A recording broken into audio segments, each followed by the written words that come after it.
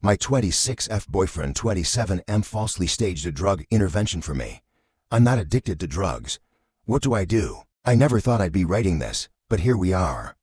I'm 26, my boyfriend, Nate, is 27, and we've been together for 3 years. Up until recently, I thought we had a pretty healthy relationship. We live together, we've talked about the future, and everything seemed to be going well. That is, until 2 weeks ago, when Nate staged an intervention for a drug addiction I don't have. It all started about a month ago when Nate began acting weird. He became overly concerned about my behavior, asking strange questions like, "Are you feeling okay? And are you sure you're not stressed out?" At first, I thought he was just being caring, but his concern started to feel off. He kept pushing me to take breaks, drink more water, and even suggested I see a therapist because I seemed on edge. I've been busy with work, so I thought maybe he was just worried I was overworking myself. But then he started asking about my friends, how often I saw them, if I went out with them after work, and what we did together. I found this odd because he's always been supportive of my friendships. I brushed it off, thinking he was just being protective. Then, he started acting like he was watching me, subtly at first. He'd check my phone when I left it unattended, casually mention things I didn't realize he knew, like what time I'd left work or which route I took home. It made me uncomfortable, but I didn't confront him because I didn't want to seem paranoid. Fast forward to 2 weeks ago. I came home from work, expecting a quiet evening. Instead, I walked into my apartment to find Nate, my parents, my older brother, and 3 of my closest friends sitting in the living room, all with somber looks on their faces. Before I could ask what was going on, Nate stood up and said, "We need to talk." My heart started pounding. He led me to the couch, and as I sat down, my mom reached out and held my hand, tears in her eyes. "We're here because we love you," Nate began, his voice calm but serious. "We've all noticed some concerning behavior lately, and we think it's time to address it." I was confused. "What are you talking about?" He took a deep breath. "We're worried about your drug use." I stared at him, my mind reeling. "My what?" My dad chimed in, "Sweetie, we've all seen the signs. You've been distant, you've lost weight, and you're not yourself anymore." My friends nodded, looking at me with pity and concern. It felt like I was in a nightmare. I tried to laugh it off, thinking they had to be joking, but the looks on their faces told me they were dead serious. "Nate, what the hell are you talking about?" I demanded, my voice shaking. "I'm not on drugs." Nate looked at me with a mix of sorrow and determination. "I found some things, Ellie, pills, hidden in the bathroom. I've seen the way you've been acting. You're not okay, and we're here to help." I was in complete shock. I've never touched drugs in my life. I don't even drink much, aside from the occasional glass of wine with dinner. And now my boyfriend, the man I've trusted with my life, was accusing me of being an addict in front of everyone I care about. I tried to explain that I wasn't using drugs, that I didn't know what he was talking about, but no one believed me. My friends looked at me like I was in denial, my mom cried harder, and my dad just shook his head. Nate took my hand and said, "Ellie, it's okay to admit it. We're not here to judge you. We just want to help you get better." I pulled my hand away, feeling like I was going to be sick. "There's nothing to admit. I'm not on drugs, you have to believe me." But no matter what I said, they insisted I was in denial. Nate claimed he had found empty pill bottles in the trash, seen me acting strangely at night, and even accused me of lying about my whereabouts. He painted a picture of a secret life I wasn't living, and everyone ate it up. The worst part was that I could see the genuine concern in their eyes. They thought they were doing the right thing, but I was completely blindsided. I felt betrayed, humiliated, and utterly alone. After the intervention, my parents begged me to go to rehab before it's too late. My friends offered to drive me to a facility they had already researched. I was so overwhelmed that I just shut down. I didn't know what to say or how to convince them that none of this was true. I ended up locking myself in the bedroom, sobbing uncontrollably. Nate tried to come in and talk, but I screamed at him to leave me alone. I felt trapped, like the walls were closing in on me, and there was no escape. Over the next few days, things got worse. My parents kept calling, leaving voicemails begging me to get help. My friends sent me texts, urging me to come clean and let them help me. Every time I tried to explain that this was all a huge mistake, they told me I was in denial, and that they were worried I was going to hurt myself. Nate, meanwhile, acted like he was doing me a favor. He kept insisting that he loved me and just wanted to see me get better. But every time I looked at him, All I could feel was anger and betrayal. How could he do this to me? How could he lie to everyone I care about and turn them against me? After a few days of isolation and ignoring everyone, I knew I had to do something. I couldn't just let Nate get away with this, but I also couldn't understand why he would do it in the first place. What was his motive? Did he actually believe what he was saying? Or was this some twisted game? I started researching false interventions, trying to find out if this had happened to anyone else. It turns out that false interventions aren't as uncommon as you'd think.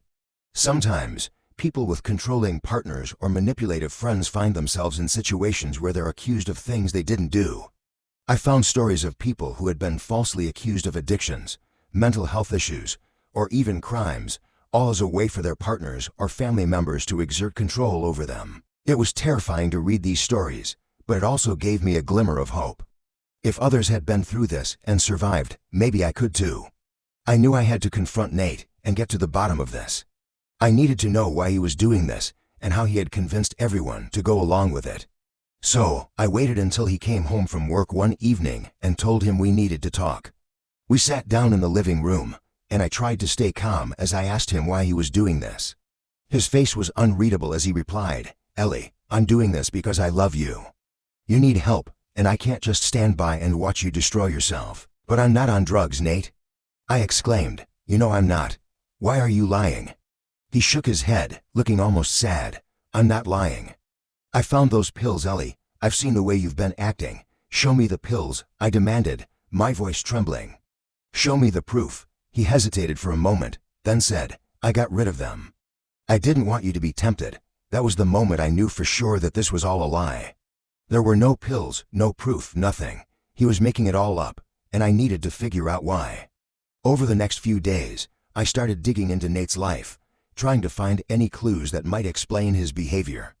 I went through his phone, checked his emails, and even looked at his bank statements, all while he was at work. It was risky, but I didn't care. I was desperate for answers. That's when I found something strange. There were several emails between Nate and a woman named Lavra. The emails were friendly at first, but they gradually became more intimate, with them talking about how they missed each other and couldn't wait to be together again. My heart sank as I realized what was happening. Nate was having an affair, and this whole staged intervention was a way to get rid of me without looking like the bad guy. If he could convince everyone that I was a drug addict, he could leave me and move on with Lavra while keeping his image intact. I was furious. I wanted to confront him right then and there, but I knew I needed to be smart about this. I couldn't just accuse him without proof, especially not after what he had done to me. I decided to gather as much evidence as I could before confronting Nate.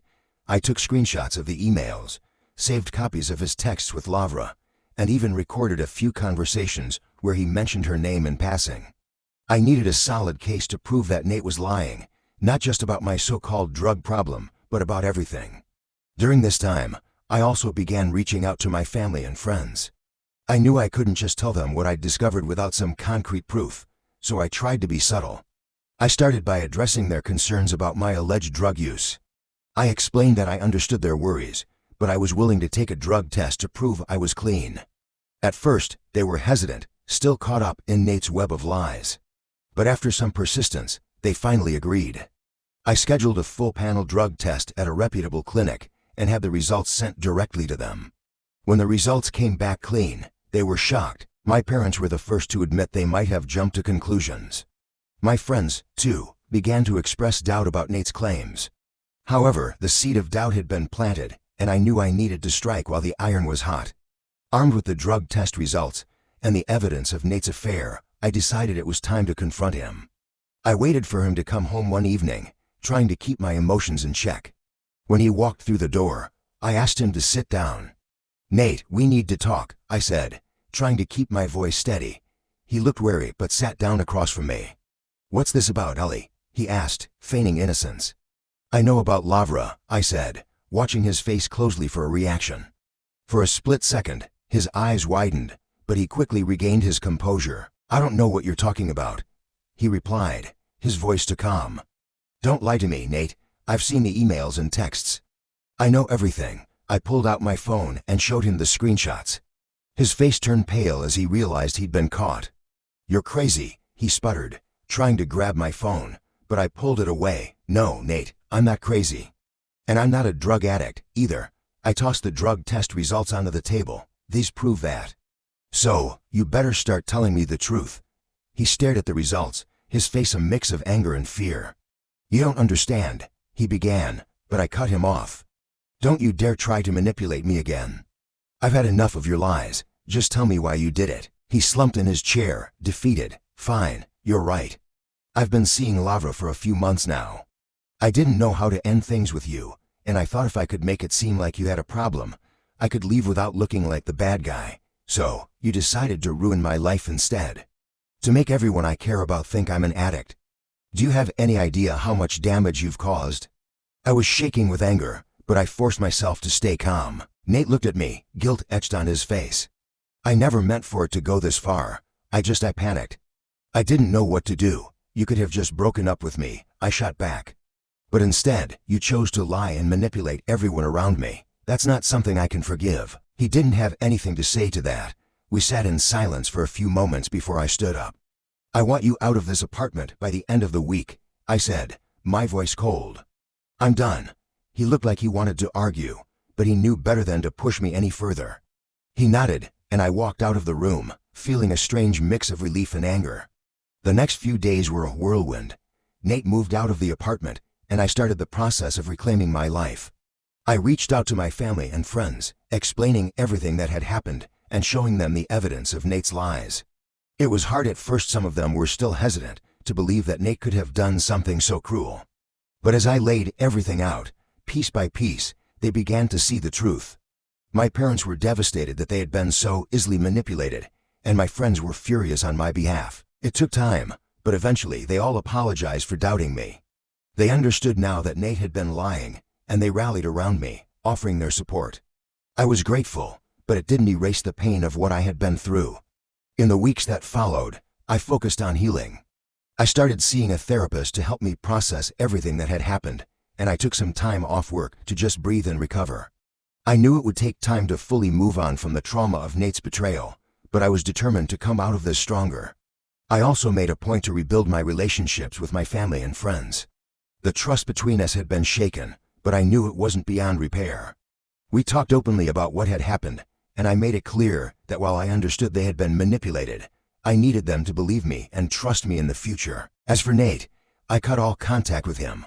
I didn't want him in my life anymore, and I made sure he knew that. He tried reaching out a few times, sending messages apologizing and begging for another chance, but I ignored him.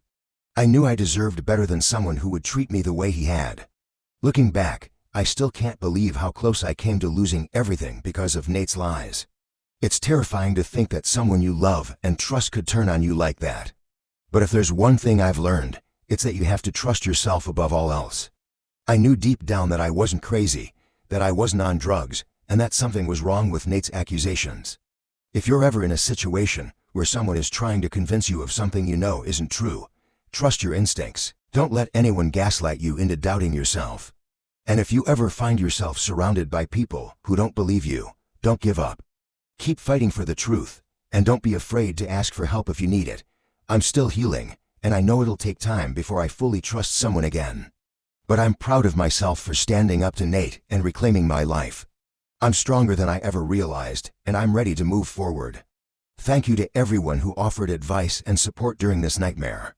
Your words gave me the strength to keep going, even when I felt like I was losing everything. I hope my story helps someone else who might be going through something similar. Remember, you're not alone, and you're stronger than you think. Here's to better days ahead.